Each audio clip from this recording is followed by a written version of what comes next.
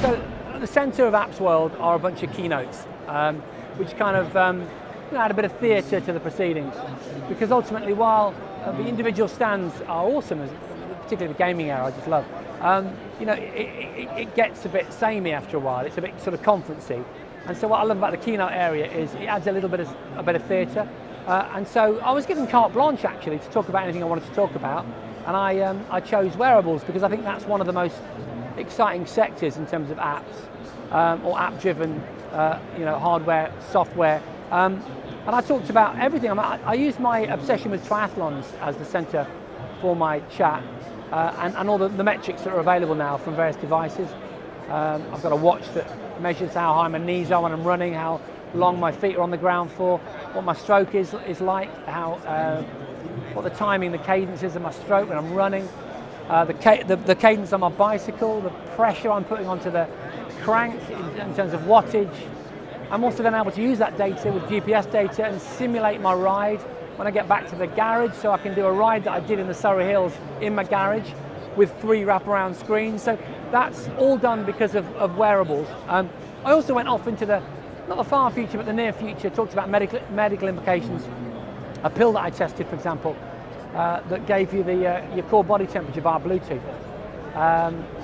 So yeah, a whole gamut of different things, which cross the apps world sort of sector, but also take it sideways into kind of futurology. So hopefully added a little dose of glitz and a dose of future to the whole apps world offering.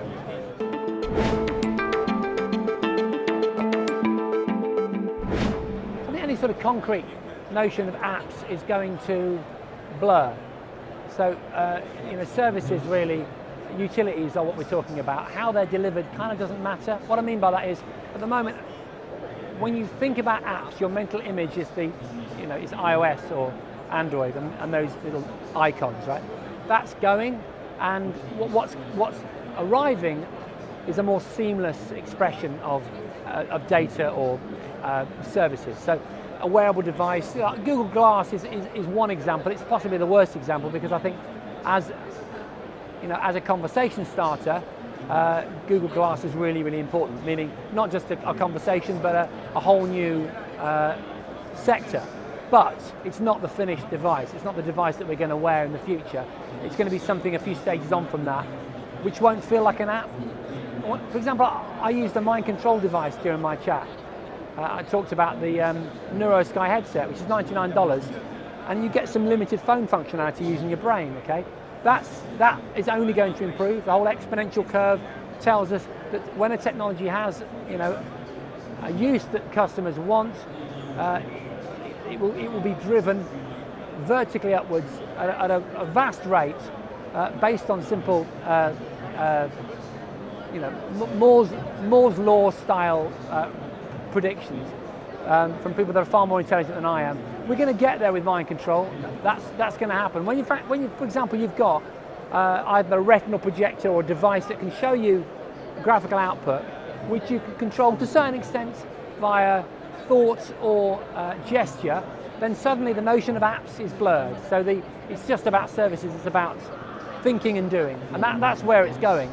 But behind it will be the kind of back end, the kind of infrastructure, and the kind of coding that is the staple of the people at this event.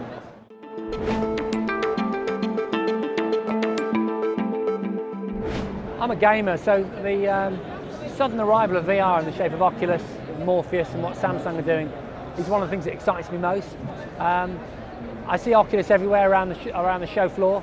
It's a great illustration tool. It's a great way of getting eyes on whatever it is that you're doing, and it's also an open platform. It's also, to a certain extent, led a kind of resurgence in PC, and I'm a big PC gamer, so I love all that.